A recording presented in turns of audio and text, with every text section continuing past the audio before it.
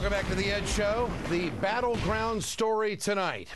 Congress and the president need to do more to help the unemployed folk in this country. Now, I'm just not going to let this story go. These are difficult times, and it's going to take some leadership. I've talked to these folks out on the road. They are desperate. The 99ers have gone for months on end with no hope in sight. They've been thrown to the side like roadkill. And I can tell you what the problem is. It's with the Democratic Party. It's not just Ben Nelson, who voted against extending unemployment benefits. It's Harry Reid. I have never in my life seen a Senate Majority Leader all of a sudden become so obscure and so isolated. Harry, you are blowing it, buddy. You got to get out there and fight for these folks. He could reinvent himself with his authority on this issue. And he could come out passionately for the American people in need. Grab the moral high ground, because it is a moral issue, and let the American people see just who the Republicans are and how they are on the wrong side of this issue again and again. No, I'm not running. But if I was a senator now, I would stand up and I would be absolutely screaming in front of every camera I could find. It is unconscionable what we are putting these Americans through. And I will tell you this. This is how third world countries get started, when you start ignoring people. I can't understand why the Democrats aren't pounding on this. And I think it'll cost them in the midterms if they don't do something drastic about it. Joining me now is Chuck Rocha. He is a union political consultant and also the head of Solidarity Strategies.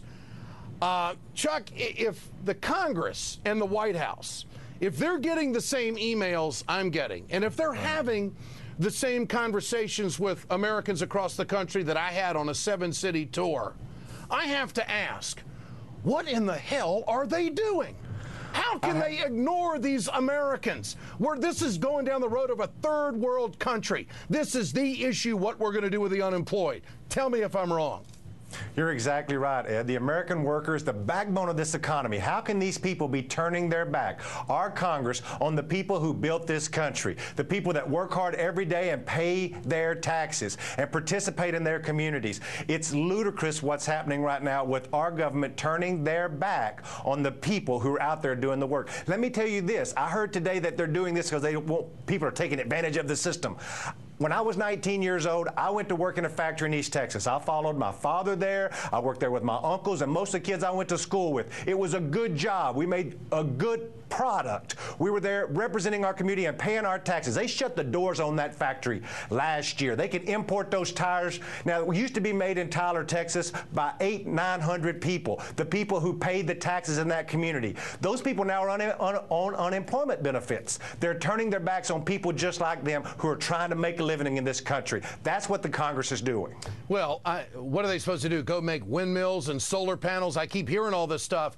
It's the credit markets. The credit is tight. You can't get your hands on money. There's a bunch of Wall Streeters that want to see this president fail, and they're just going to ride this thing out, and you're going to have Americans, the 99ers, who aren't even statistically counted anymore, and there's 4 million of them. You have over 7 million people in this country who have been unemployed for more than 6 months. And what does the Congress do? They say, well, we have to listen to the constituents, and a lot of these people are lazy drug addicts, and they really don't want to work. They're just gaming the system. This is outrageous what is happening in this country. And for every media person out there who is not doing this story, you are, in my opinion, abdicating your responsibility as a broadcaster, because it is in the public interest to make sure that we do something to help Americans get back to work.